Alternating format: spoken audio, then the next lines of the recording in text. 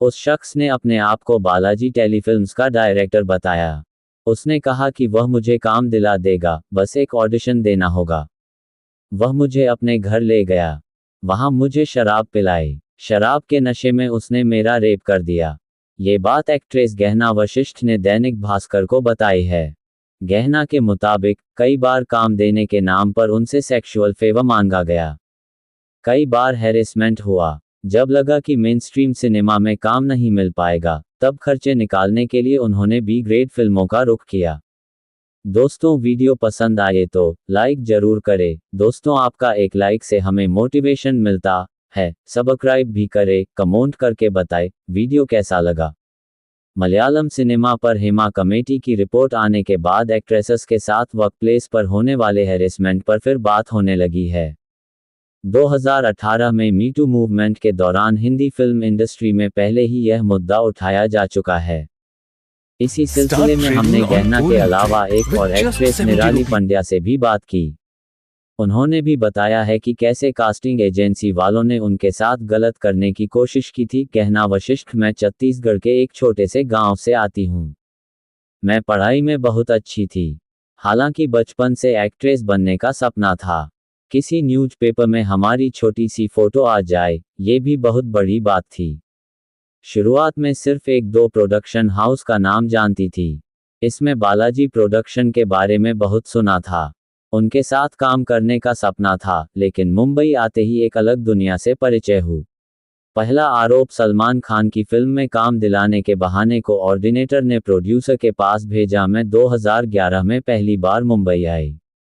मुंबई आने से पहले ही राजेश निराला नाम के एक कोऑर्डिनेटर से बात हो गई थी। उसने बताया था कि वह मुझे फिल्मों में काम दिला देगा। मुंबई आते ही उससे मिली। उसने मुझसे कहा कि वह मुझे सलमान खान की फिल्म में काम दिलाएगा।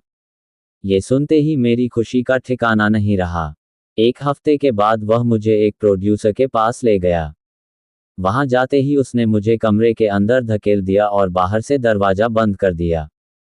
कमरे के अंदर प्रोड्यूसर ने मेरे साथ जबरदस्ती की, जिससे मेरे कपड़े फट गए। जब मैंने चिल्लाना शुरू किया तो उसने मुझे छोड़ दिया। जैसे तैसे वहां से भाग निकली। पहला एक्सपीरियंस ही बहुत खराब हो गया। दूसरा आरोप खुद को डायरेक्टर बताने वाले शख्स ने शराब पिलाकर रेप किया। 2012 की बात है। मुझे मुंबई आए 1 साल हो गए थे। घर चलाने के लिए काम मिलना जरूरी था। एक रोज मेरी मुलाकात एक शख्स से हुई। उसने अपना नाम प्रवीण जोहान बताया और कहा कि वह बालाजी टेलीफिल्म्स में डायरेक्टर है। मैं उसकी बातों में आ गई। उसने मुझे अपने घर बुलाया। वहां उसने कहा कि अगर तुम्हें फिल्मों में काम करना है तो थोड़ा खुलना पड़े। मैंने मना किया। तब उसने कहा कि फिल्म में एक सीन है जहां तुम्हें शराब पीना है, इसलिए मेरे सामने पहले एक डेमो दिखाओ। उसने मुझे चालाकी से खूब ज्यादा शराब पिलाई। जब मैं पूरी तरह नशे में थी तो उसने मेरा रेप कर दिया। होश आने के बाद मैं लड़खड़ाते हुए वहां से निकली और उस घर के सामने एक गड्ढे में जा गिरी। किसी ने मुझे वहां से उठाया और घर तक छोड़ दिया। इस घटना के बाद मैं 1 हफ्ते तक हॉस्पिटल में रही। तीसरा आरोप डायरेक्टर साई कबीर ने कमर पर हाथ फेरा, कहा दोस्ती कर लो, हीरोइन बना दूंगा। मैं जिस किसी प्रोड्यूसर के पास काम मांगने जाती, हर जगह कॉम्प्रोमाइज करने को कहा जाता। 5-6 साल पहले की बात है। मैं डायरेक्टर साई कबीर से मिलने गई।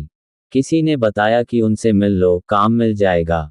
चूंकि साई कबीर ने कंगना रनौत की फिल्म रिवॉल्वर रानी और टीकू वैद शेरू का डायरेक्शन किया था, इसलिए वे मुझे प्रभावी व्यक्ति लगे। जब उनके घर गई तो टेबल पर हर जगह शराब की बोतलें रखी हुई थीं। वे मेरे बगल में आकर बैठे और कमर पर हाथ फेरने लगे। उन्होंने कहा कि मुझसे दोस्ती कर लो, हीरोइन बना दूंगा। मैंने कहा कि सर, मैं अपनी चाबी भूल आई हूं, मुझे अभी निकलना होगा। उन्होंने कहा कि दोबारा तो आओगी ना। बिना कुछ बोले मैं वहां से निकल गई। चौथा आरोप एक बहुत बड़े प्रोड्यूसर और म्यूजिक कंपनी के मालिक ने कॉम्प्रोमाइज करने को कहा। मैं एक कोऑर्डिनेटर से मिली। उसने इंडस्ट्री के बहुत बड़े प्रोड्यूसर और म्यूजिक कंपनी के मालिक से मेरी मुलाकात कराई। उस प्रोड्यूसर ने कहा कि गहना, तुम बहुत टैलेंटेड हो, तुम्हें मैं अपने किसी प्रोजेक्ट में काम दे दूंगा, बस तुम्हें मेरे साथ कमरे में चलना होगा। मैं उनकी नीयत समझ गई। इसके बाद उन्होंने कई बार मुझसे कांटेक्ट करने की कोशिश की, लेकिन मैंने उन्हें रिस्पॉन्स नहीं दिया। अब सवाल यह है कि अगर इतने सालों से आपका शोषण हुआ है, तो इसकी शिकायत पुलिस में क्यों नहीं की? गहना ने कहा, आवाज उठाने के लिए काफी हिम्मत चाहिए। डर लगता था कि अगर बोल दिया तो इंडस्ट्री से बाहर कर देंगे। तनुश्री दत्ता का केस भी तो पहले ही हो गया था, लेकिन जुबान तो उन्होंने मीटू मूवमेंट के वक्त ही खोली। वे जानती थी कि अगर उस वक्त कुछ बोला तो काम नहीं मिल पाएगा।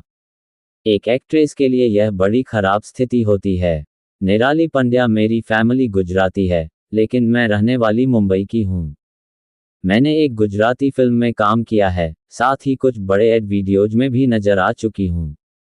बचपन से फेम चाहिए था, लेकिन इंडस्ट्री में आने पर पता चला कि यहाँ सफल होने के लिए काफी कुछ झेलना पड़ता है। कास्टिंग वाले गलत नज़र से देखते थे, दोस्ती करने को कहते थे। 2018 में मेरे करियर की शुरुआत हुई। फैमिली को पसंद नहीं था कि मैं फिल्म इंडस्ट्री में काम करूं। उन्होंने मुझे पहले ही आगाह कर दिया था कि इंडस्ट्री में सर्वाइव करना, खासकर लड़कियों के लिए आसान नहीं है। जैसे तैसे करके उन्होंने मुझे इंडस्ट्री ज्वाइन करने की परमिशन दे दी।